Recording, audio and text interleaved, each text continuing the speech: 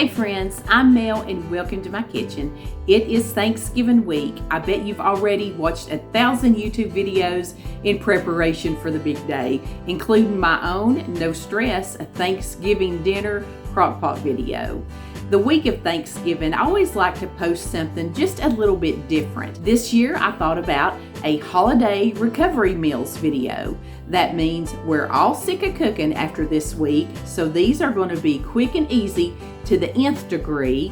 Our taste buds are ready for something besides the classic comfort foods, and that's going to hit this mark straight down the middle. And we're going to find something new to do with that leftover turkey. Since we all know what we're eating this week, tonight let's just visit and enjoy these quicker and easier than usual meals together.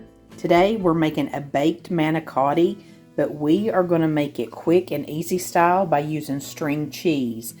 Very simple, basic ingredients, a little shortcut hack that's going to help us. And of course, I do have a pound of ground beef that I'm starting to brown up over here as well. So let's get to putting this thing together.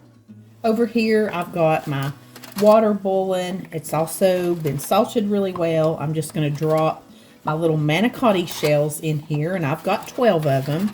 Actually, there's 14 of them in this packet. We're going to cook these for about 7 minutes, and I'm just going to stir them gently every now and again through that time. And a little tip, whenever you're getting your manicotti out, I've done tore one, so who am I? Don't listen to me. I don't know what I'm doing.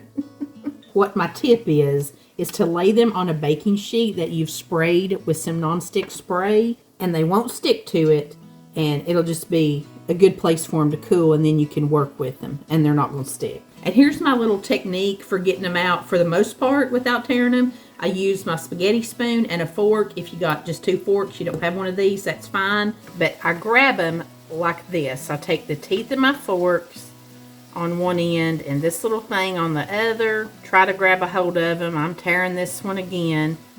But then you can pour the water out and lay them over here to cool. It also helps if you have a little container of spice drops to eat while you're doing this.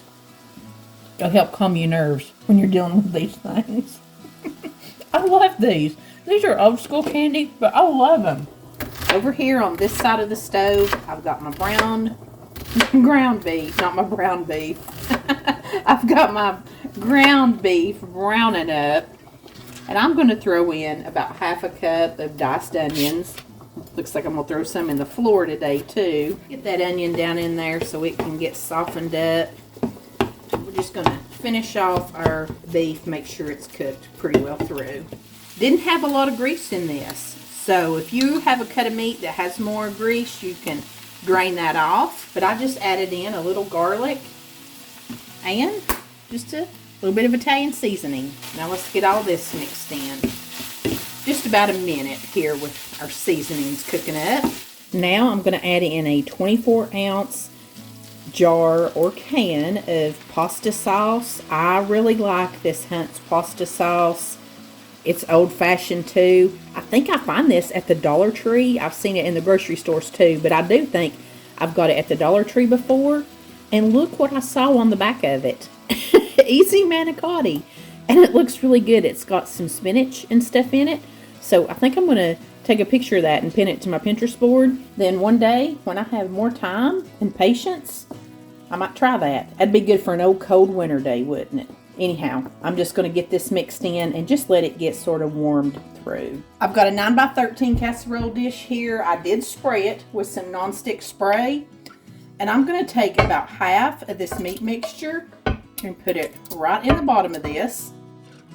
Just want to spread it out a little bit. Now, here is the easy part of this. You take your string cheese and your manicotti shell and you just stick it right inside there.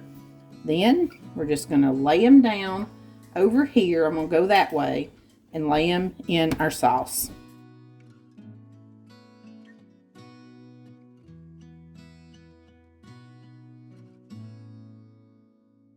These shells are definitely big enough that they would hold 2 pieces of cheese. I mean, that's a lot.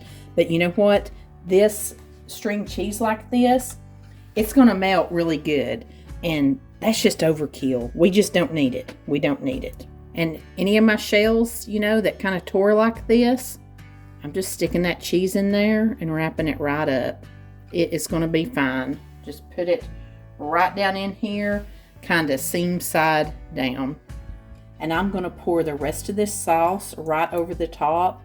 And I deliberately use less sauce on the bottom because I like to make sure there's plenty on the top. I mean, it's all going to the same place, but you know, I like to see it going over the top, I guess. I don't know if that makes sense. It smells good. It smells really good. There's something about after like Thanksgiving when you've had all of the really good comfort food and the home cooking stuff that like that next week I want like pizza and like tomatoey stuff and things like this, different kind of food. It's funny to me how our taste buds do us like that. Same thing with like a good old home fried hamburger. After having a bunch of comfort food, you just want something like that. Anyway, I've covered it. No, didn't put the cheese on it yet, but I've just covered it with foil like this, and we're going to bake it at 350 degrees for 25 to 30 minutes. I'm going to slide this big bad boy out of the oven ever so carefully. We're going to remove that aluminum foil. Now we're just going to cover the entire top of this with about a cup and a half of mozzarella cheese. My cup and a half was probably more like 2 cups, but we got a lot of ground to cover here. I'm also going to sprinkle just a little bit of the grated Parmesan cheese. Just whatever kind you get in this green can. And you know, it wouldn't be me if I didn't sprinkle a little Italian seasoning over the top. I just like for that cheese to have some green on it. Now we're going to put this back in the oven uncovered for about 5 more minutes, just waiting for all this cheese to melt. This was so cheesy and delicious. It hit exactly what I love after the holidays, and it was so fun, so easy using the string cheese. This is one that your kids or your grandkids could get in here and help you with, and it's so fast. This is definitely one of those meals you can come home after the football practice or whatever and get this on the table in a hurry. I'm already thinking of a lot of different things that I want to stuff some manicotti shells with in addition to this string cheese now. This is really, really good. And you know how I was worried that 2 strings of cheese might be overkill? Next time, I'm going with 2 strings of cheese because these were really long shells too. And it can handle it. It certainly can. Friends, I wanted to take a minute tonight and especially let you know how thankful I am for you. So many times we get caught up in the busyness of life. I know I do. I don't take the time to smell the roses and count my blessings like I should. I just wanted you to know that you are among the blessings that I thank the good Lord for every week. And I'm so thankful to be a part of this amazing community with you. I also wanted to share something with you that I've been working on for a long time. We've now got a live website, In the Kitchen with MommaMail.com. There you can find all the recipes that I share here and a whole lot more. It's a brand new baby. It's just been live a couple of weeks and a number of you have already found it, and that just tickles me to death. The most current recipes are already there, but please be patient with me as I go back and add in all of our old favorites just a little bit at a time. And from the website, you'll have the opportunity to pin each recipe to your own Pinterest board, or you can get a printable version to put in your own recipe binder or recipe box at home. You can read a little bit more about me there if you want to, and I like to talk and write, so I'll be posting some blogs, and you can sign up for my free newsletter to keep up with everything that's new, get some behind the scenes happenings, and just for signing up, I'll send you 5 of my family's favorite recipes. I hope you find the website helpful and encouraging, and again, I thank you for watching and making this possible. Your support allows me to reinvest into creating quality content and resources on a full-time basis here every week. So check it out and let me know what you think. I don't know about you guys, but I love the flavors that's in the Marry Me chicken. And it's really not a hard recipe, but there's sometimes you just want it quick and easy with absolutely no work. And this is the way to do it. I found this on Instagram. This is an easy Lazy Girls Marry Me chicken. I'm going to start out with just a bag of your favorite chicken tenders and heat them up however you like to do it. Bake them in the oven, air fryer, whatever you prefer. I'm going to bake up this entire 20-ounce bag and we'll see if I use it all. Today I'm going to use my fancy new pan. Looks like it's very non-stickish. Got this at Aldi. I believe it was $24.99. I can't remember what they called it, but you know, this is supposed to be a dupe of a pan that looks just like this. Y'all know what I'm talking about. While our chicken's cooking, we're gonna take a 15-ounce jar of Alfredo sauce, get that warming up on sort of low heat. I'm also gonna take some heavy cream and fill this jar about halfway up. And that's about what I had left in that container. So that worked out real good. I'm just gonna shake this up really good, and then we're gonna pour that right into this saucepan. Then I'm gonna use this little 6.7-ounce jar of rosso pesto. That means red. But if you look at the ingredients, it's sun-dried tomatoes and all that kind of stuff. You can even see it's a little oily, like sun-dried tomatoes. This is my first time using this pesto. If you've been here a little while, you know, I've kind of got into the pestos, the green ones, the basil ones. I've been enjoying them. And I just wanted to say again, I checked the ingredients on this pesto and it still said cashews. So if you have any nut allergies, just be sure and check your pestos. I'm sure there are some you can find out there that don't have the nuts in them. One of my daughters has a food allergy, so sometimes I'll mention that. So I would never want anybody just to see something I'm cooking and think it's safe if you have a nut allergy, just because I cook like that sometimes. So always check those labels. Now that my sauce is heating up, I'm going to add in this bag of family size 5-cheese tortellini. This is 20 ounces and this is the Reina. I have been looking and looking for this. Every time I try to get this on a grocery order, it's always out of stock. I've been in different stores looking for it and couldn't find it. I finally found this at Food City down their pasta aisle. They have a little refrigerator right in the pasta aisle, and that's where they keep this. And you do have to keep this refrigerated. It's not dried, it's like fresh. So you got to keep it in the refrigerator when you get it home. And if you'll notice, the expiration date is Christmas. So it's just about a month and a half shelf life on this. But all the cool kids brag on it, and I couldn't wait to try it. I'm gonna put my lid on here, and we're just gonna let this cook about 4 minutes. And I did want to show you this little bit of tortellini I have left too. This Good and Gather, that's what they carry at Target. This was about 17.5 ounces, and this was very, very good. And this is dried. It's, you know, it's hard, but it does have cheese stuffed in it. And I had a little bit of that bag left. I've just been waiting to use it up. And this was great. And you can see this has a little bit longer shelf life. I've had this bag for a good while now. And you have to cook it just a little bit longer too. While my tortellini is cooking up, I'm just going to chunk these tenders into bite-sized pieces. My tortellini is all cooked up, nice and puffy and beautifully. So let's take our chicken tenders and stir them right into this mixture. I did go ahead and cut the heat off. We're just wanting to coat everything with this sauce.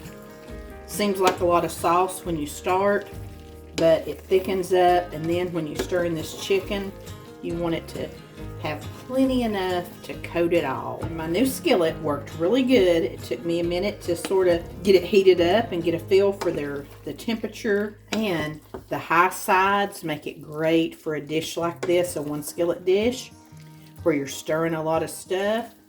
And the lid was so very nice. This was absolutely a delicious, quick and easy version of Marry Me chicken.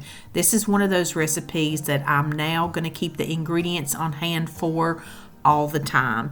The Reina pasta was really, really good, and I think this would be great made with the dry cheese-filled tortellini that I had also. It would just take just a little bit longer and maybe one more step. If you're a fan of the original, you're going to love this easy Marry Me chicken and that new skillet cleaned up beautifully.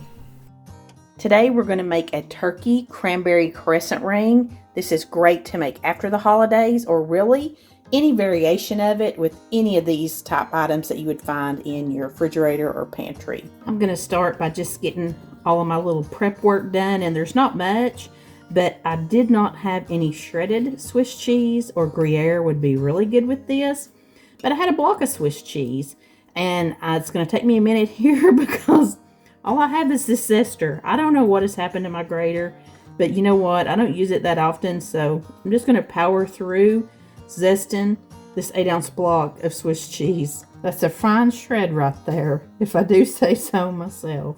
Now we're going to mix up the cream cheese spread for this. I'm using about 4 ounces of this chive and onion cream cheese, and it's already nice and spreadable. You want to make sure it's soft. Going to add in 3 teaspoons of that rosemary that Ryan chopped up for me, and we're going to put in 1.5 tablespoons of some Dijon mustard. Get this nice and mixed up together. Okay, I've already messed it up a little bit. I went ahead and I put the whole 3 teaspoons, which is a tablespoon of rosemary in here. I was only supposed to put 1, then the rest of it was going to be sprinkled over the top. So we just won't be sprinkling so much. It'll be fine. We're ready to start constructing it, and I do have a round pizza pan here, and I've just got some parchment paper on it just to keep it from sticking. And I'm just using 1 roll of crescents. You could definitely use 2, but if you want to do it for like an appetizer or something like that, you would do the same technique where you put your triangles out like this with the pointed side to the outside, and then you overlap this larger part right here in the middle. You would just put them a little bit closer together if you wanted to use 2 cans of crescents. Now we're going to take our cream cheese mixture, and we're just going to spread it all along this widest part of our crescents. And you would use this same amount if you were using 2 packs of crescents. You just, like I said, spread it out a little bit further. It doesn't have to be perfect. I'm just doing the best I can.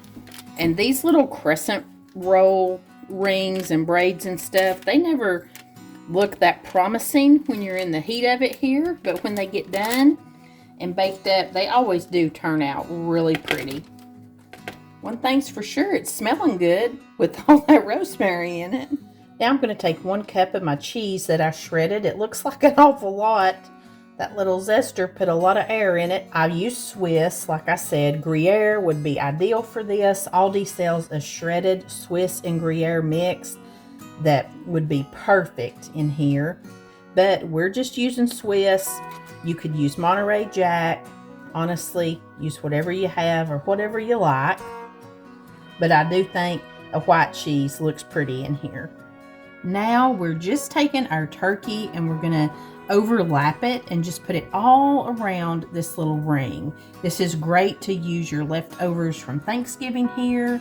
You could probably even do this with ham at Christmas, or if you had ham at Thanksgiving as well. But I'm using just some thin sliced Hillshire Farm lunch meat. And if you're going the lunch meat route, you want about 1 pound of it.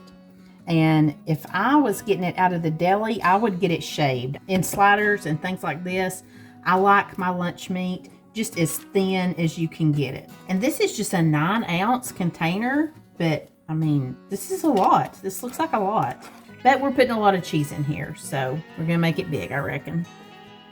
Now I've taken a 14-ounce can of whole berry cranberry sauce, and we're just supposed to use half of this, which honestly, this is getting out of control. This thing's getting huge. I don't even know if I can get half of it on here. It's going everywhere. I don't know how. I tend to get myself in these messes, but I do. I'm always wanting to try something new and different here. Now, if this wasn't enough, we're going to use our 2nd cup of cheese and put it right over the top. Now we've got some major stretching to do. You take the end of your crescent and you pull it over the top, and then you tuck it underneath. This one has a lot of space showing. When you do one of these and you use the 2 packs of crescent rolls, you don't have near this much of your meat and stuff showing, but That's okay. It's pretty when it shows through. So this one ought to be really pretty. I melted 2 tablespoons of butter. I'm going to add in 1/2 teaspoon of poppy seeds and 1/2 teaspoon of some garlic powder. Give that a nice little mix. And then we're just going to dab it all along the top and the sides of our crescent rolls.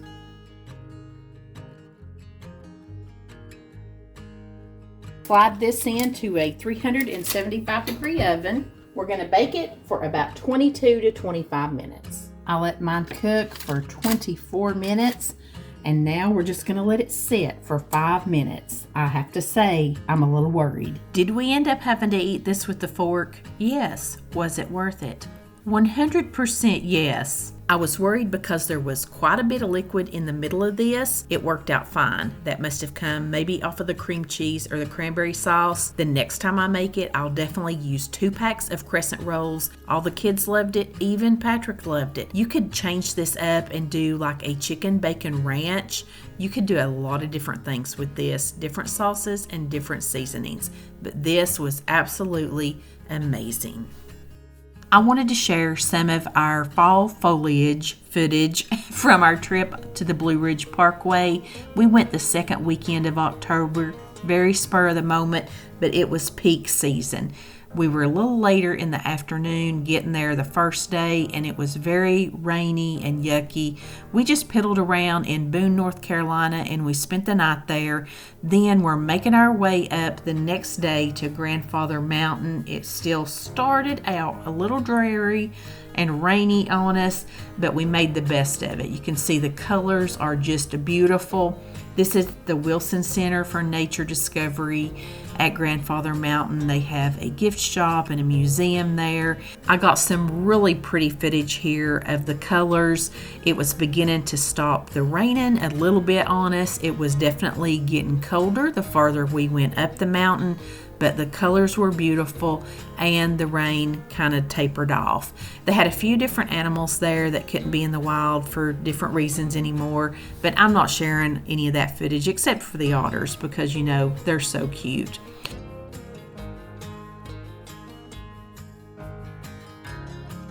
And you can begin to see how windy it is. On the top of Grandfather Mountain, it was like Arctic freezing. We were not prepared for this at all, but we got us some toboggans. We started digging out coats from the truck. I mean, when you're married to a blue-collar redneck guy, you're gonna have coats of some form and fashion, but this was on top of the mountain.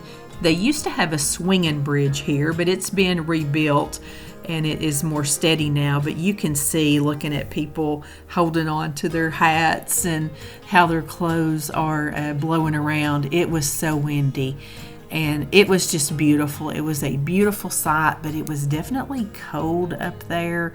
It was just something to see. I kind of gave you a panoramic view there on one side of the mountain, and then I'll take you around and show you off the other side. But these mountain ranges are just so beautiful. This is the first time that I ever remember riding the Blue Ridge Parkway. I guess we just stay over here on the Tennessee side of the mountain, but this was absolutely gorgeous. And when we began to come down off the mountain, look how that sky just opened up and the sun shining on these colors. It was so majestic, and just the vastness of it. I'm getting emotional again just talking about it. But when I saw this for the first time, it just brought tears to my eyes. The beauty and just the vastness of it. It shows you, you know, how big God is and how small we are. It's breathtaking. If you never get the chance, I hope you enjoy this. And if you do get the chance to go and ride the Blue Ridge Parkway, especially in the fall, please take that opportunity. So these were just the best I could do for you coming off the mountain. There wasn't a lot of place to get out and, you know, walk, but we got a lot of footage from the truck, and everybody was just so slow. People were so kind. I mean, everybody wanted to drive and just soak it in. We also wanted to go to Blowing Rock. So when we came off of Grandfather Mountain, we drove down to Blowing Rock, and that was a very pretty town and a very pretty place where the actual rock is. And there's an Indian legend that goes with it, and I'm going to let you look it up because I will tell it wrong. I know I will. I don't have time to tell the story. I'm a long storyteller, you guys know that. But this is the actual Blowing Rock, and the wind actually blows up from the bottom, and if it snows, it looks like it's snowing upside down there because of how this wind comes through this deep valley. And there's a real handsome guy standing there taking a picture. He had a great time there too. But we had such a good time, and I just wanted to share it with you. And guys, I hope that you have enjoyed this. Don't forget to grab the link and go over to the website and check it out. Let me know what you think. Be sure and sign up for the newsletter. And friends, I hope you have a wonderful and blessed Thanksgiving. Until next time, I send you love from my kitchen.